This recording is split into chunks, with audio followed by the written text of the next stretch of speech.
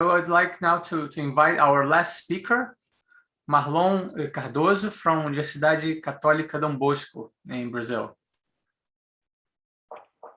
Okay. Can you see it? Yeah. Yeah, we can. Yeah, it's okay now. Sorry guys for my delay, and yeah, I couldn't participate of the audio and video testing. Yeah, sorry about that. Okay, so can I start? Yes, please go ahead. Okay, so good afternoon, everyone. Thank you, the committee, for this invitation. I do appreciate it. So my talk today is about one of our latest works, and it's titled NKP asparagine-lysine-proline motifs that contribute to a hybrid multifunctional peptide scaffold. And to start, it's important for me to say that the flagship of our lab is on antimicrobial peptides. We have been studying this kind of molecules for 10 or 15 years now. And one cannot talk about this kind of antimicrobials without mentioning multidrug resistance in bacteria. So the World Health Organization in 2010 predicted that approximately 15 million deaths were associated with multidrug resistant bacterial infections, and that in 2050, this estimation is to be around 13 million deaths. Okay, and in terms of economy, the bacterial resistant crisis is estimated to impact the global economy by up to $100 trillion, which is quite alarming, even comparing to other diseases such as cancer and also obesity. So, as I mentioned before, IMPs, they are the flagship of our lab, and I've been working with Professor Franco in the last 9 years, and we have studied these molecules as promising alternatives to the conventional antibacterial therapies, either as monotherapy or as combined therapies, okay, or two antibiotics or antibiotics and immunomodulatory molecules. So AMPs, they have been isolated from different sources, including bacteria, fungi, snake venom, and also humans. So as you can see here, I don't know if you know him, this is my supervisor, and it's a very funny guy, and I'm pretty sure you'll be able to isolate some interesting stuff from him. And here on the right, I just highlighted some of the structured scaffolds that we have obtained for these antimicrobial peptides. So as you can see, we can range from small helical segments from more complex structures with alpha helix mixture with beta sheets and hairpin loops, etc. And apart from isolating these peptides from natural sources, we have also developed several strategies to optimize natural antimicrobial peptides. One of these strategies is using computational tools. So in the last 5 years, it has been really used for antimicrobial peptide design. And in our group, we developed this algorithm that is called Joker. So it's an algorithm to insert patterns into sequence for designing antimicrobial peptides. And for you to understand this tool, we have two main principles. The first one is for you to have an amino acid pattern that you want to insert in your template sequence. And the algorithm will do it by using a slide window fashion manner, okay? So we did this for the present work. So basically, we retrieved 248 alpha helical AMPs from the antimicrobial peptide database, and then we used all these sequences to identify a pattern using the server PrEP. And here is the alpha helical set that we could determine. This alpha helical set was then inserted using the Joker algorithm in a blind set of sequence, okay? In this particular case, we used a ribosome protein fragment from Pyrobacum aerophyllum. And why is that, okay? First thing is because we wanted a non-AMP sequence to use the Joker as a proof of concept work. And also because here we have, starting with this methionine and finishing with this lysine here, an 18 amino acid peptide that was predicted to adopt 3 turns of alpha helix. So we run the Joker algorithm, with this input sequence and this amino acid pattern, and we generated 9 peptides called PaDBS1R2 R3. We performed some preliminary antibacterial assays and also calculated some physicochemical properties.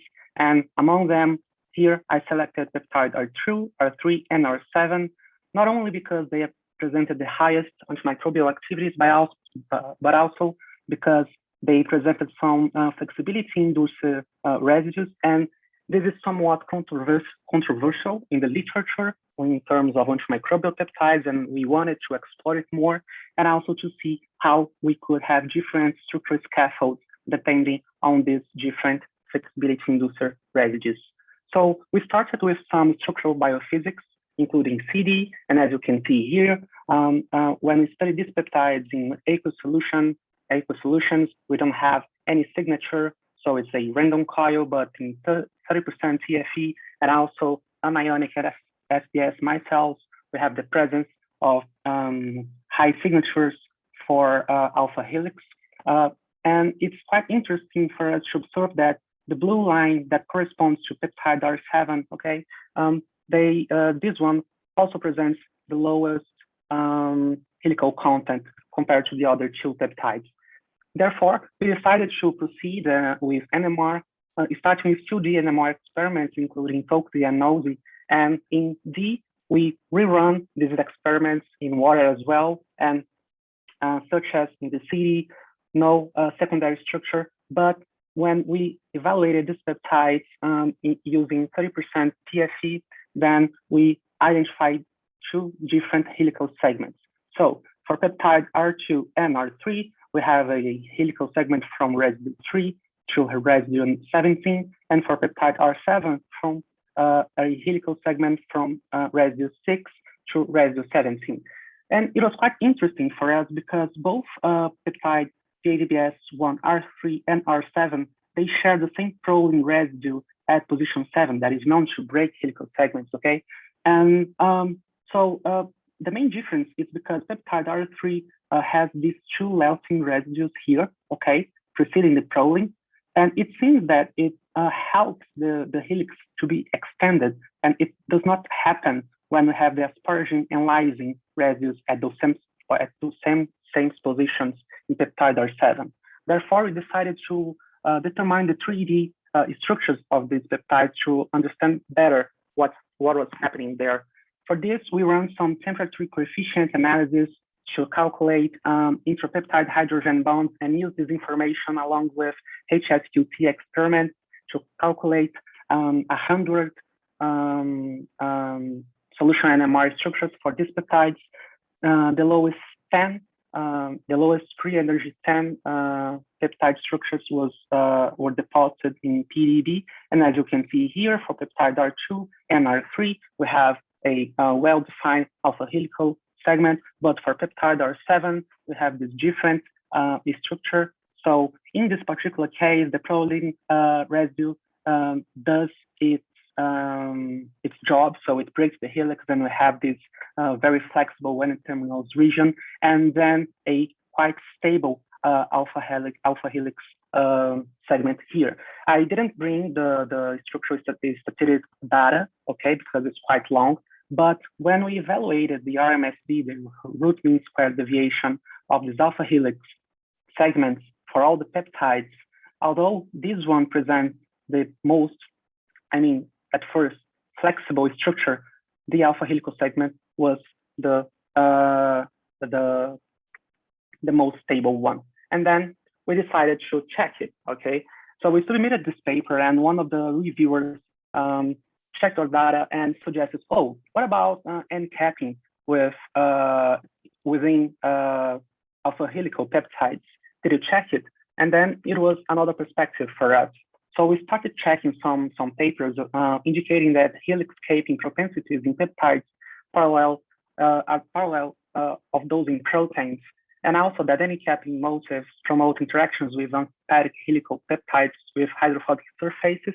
And it was quite interesting for us because basically those papers said that if you have a helical segment and a random coil structure right in front of it, you can have some side chains interacting with the backbone atoms of the C terminus or the N terminus of the helix, thus stabilizing the peptide. And this is what we wanted to evaluate. So here is the lowest free energy NMR structure for peptide R7. And this peptide has this hybrid scaffold. So it's a flexible coil, this N-capping motif that we call NKP, asparagine-lysine-proline, and then the stable helical segment. We checked this not only for the lowest free energy one, but also for all the structures we deposited in PAD. And what we observed was the side chain of the asparagine residue, the oxygen and nitrogen atoms, they interact with the backbone atoms of the lysine 6, proline 7, and also leucine 10, okay, via hydrogen bonds. And here on the right, I just interpreted once again the temperature coefficient experiment. But in this case, I was not interested in the amide proton, but in the alpha H secondary shift. So no matter the temperatures we use, here we have a very stable shift. And here I highlight the NKP, and as you can see, I also highlight with red dashes here that we have asparagine interacting via hydrogen bonds with lysine 6, proline 7, and leucine 10. Down here, we also checked it for peptide R2 and R3, the same analysis with the temperatures for the H alpha secondary shift. And for peptide R2, if we increase the temperature, it loses the secondary structure. And also for peptide R3, it's quite messy when we change the temperatures.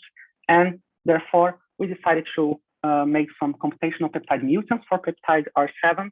And the first one was to understand the relevance of asparagine in fact.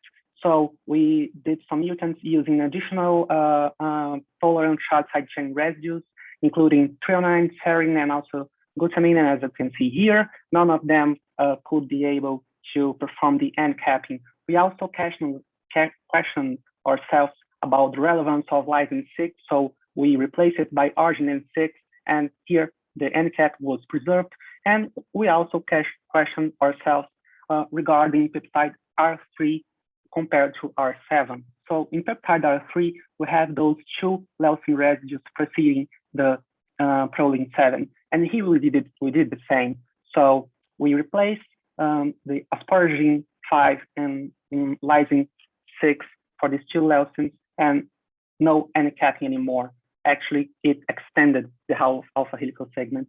Finally, we also did these mutations for the peptides R2 and R3. And when we use peptides R2 and R3 NKP mutants, we have the helical break and also this N-capping. And then when we overlay all the structures presenting the NKP motif, as you can see here, we have the same structure scaffold, that is the random coil N-cap and then the stable helix. So for all these peptides, we ran 10 sets of molecular dynamic simulations for each system using similar NMR conditions. And all these peptides, they were firstly designed aiming at antibacterial properties, and therefore they were all tested against 11 bacterial strains. Here I highlighted only 2 of them, 2 strains of E. coli and also 2 strains of P. aeruginosa, considering their clinical relevance. And we also performed some atomic force microscopy studies. So for E. coli, as you can see here, at their minimum inhibitory concentration of these peptides, they were not active on the membrane, but 10 times this concentration, they caused the lysis of the cells. And for P. aeruginosa, it was a bit different. For peptides R2 and R3, at their MIC and 10 times their MIC, they start presenting surface swelling and also cell lysis. And for peptide R7, compared to the negative control, the treatments, they did not present significant changes, okay? And prior to animal studies, we also ran some hemolytic and cell viability assays using red blood cells and healthy mammalian cells, and also some cancerous cells. So here in A, we observed that up to 100 micromolar, none of the peptides presented hemolytic properties. And in B, C, D, and E, different health mammalian cells, we also didn't report cytotoxicity. However, in F, G, and H, there are cancer cell lines. Only for peptide R7, we see that this peptide at 50 micromolar was capable of compromising the viability of these cells. Finally, we aim to understand how this peptide would behave in the presence of 2-day-old P. aeruginosa biofilms, and also run some absence mouse model assays using Pseudomonas aeruginosa, and after 24 hours post-infections, we did a single treatment with the peptides at 64 micromolar, and also evaluated if they were capable of directly killing the bacteria, or also acting as immunomodulatory peptides. And as you can see here, on the left, A, you have the control, it's the preformed biofilm. Peptide R2 was not active. Peptide R3 is likely dispersed the biofilm constituting cells, whereas peptide R7 or lead peptide completely eradicated this biofilm.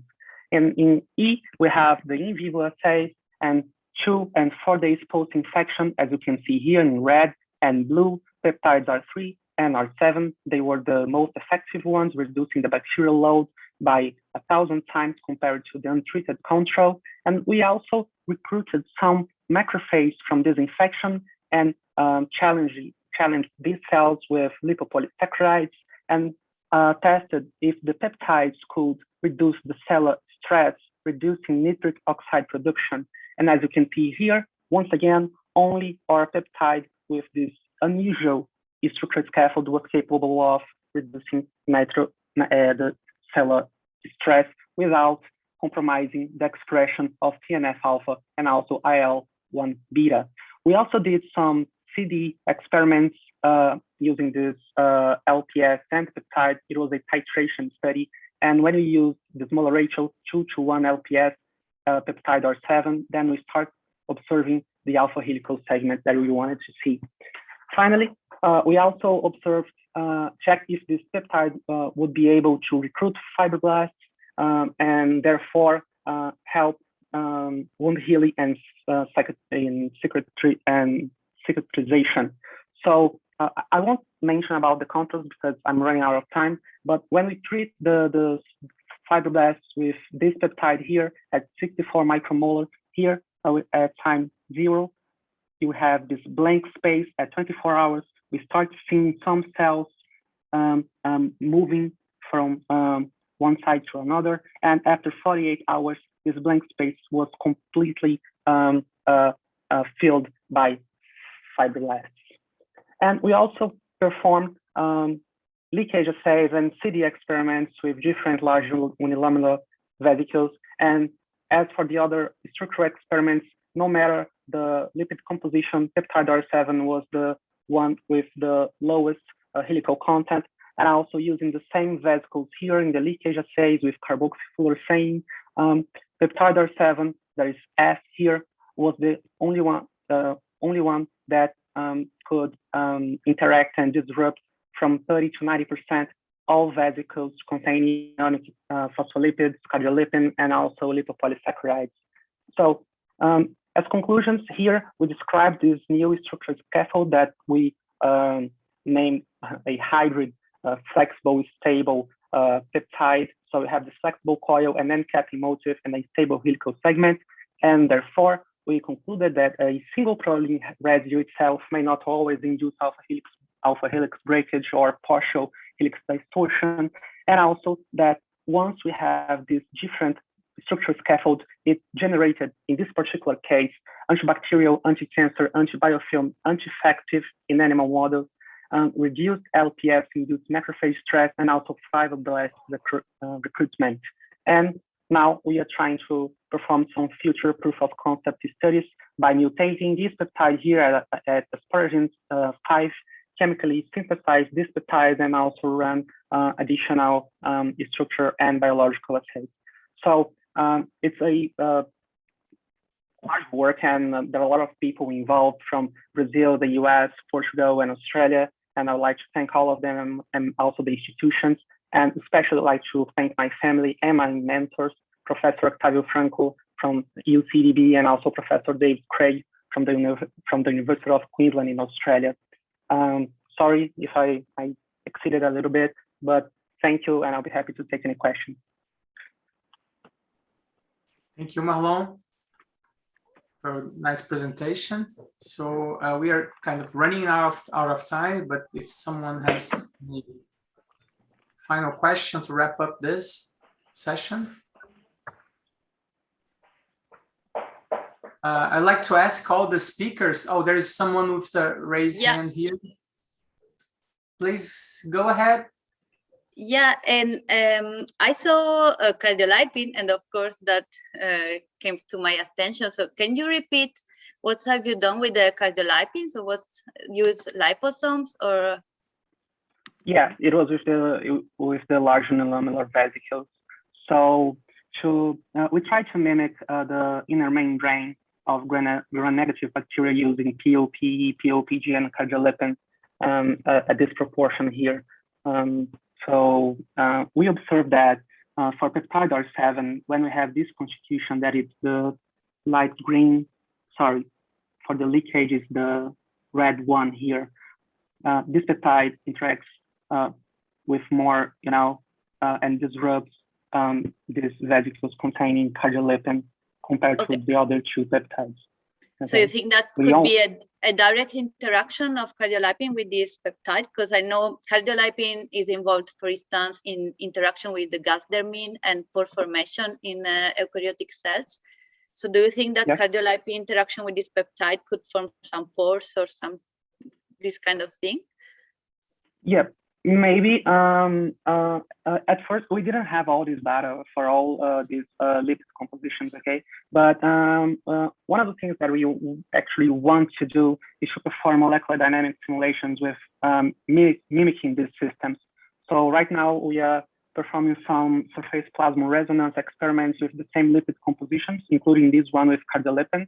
And we would be very happy if we could run some dynamic simulations and see how the peptide would interact with cardiolipin in comparison with the other liposome compositions, Yeah.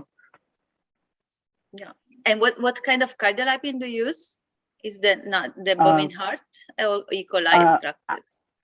No, I think it was the bovine heart. It was done in collaboration with Professor Nuno from the University of Lisbon. So when he sent me the protocol, it was from bovine cardiolipin. Okay, just keep in mind that the composition of cardiolipin in bacteria is very different from this one. So it's more, you should use maybe E. coli extracted cardiolipin that has much heterogeneous chain with more saturated chain. Okay. So this will, of course, affect your liposome leakage and flexibility of the membrane. Perfect. Yeah, I'll double check, but thanks for the tip. Thank you. No worries. Thank you.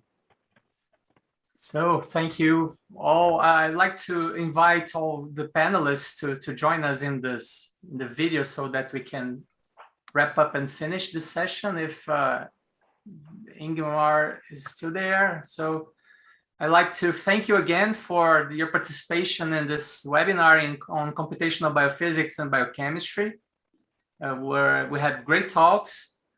And we invite you all for our final webinar in 2 weeks that will be on drug discovery and delivery. And with that, I'd like to thank you again and all the participants that joined us today. And take care, be safe, and hope that we can join and be together soon, presentially in the upcoming meeting in Brazil. So thank you all and take care. Thank you. Goodbye. Thank you. Thank you. Bye. Thank you. Bye. Bye. Stay safe.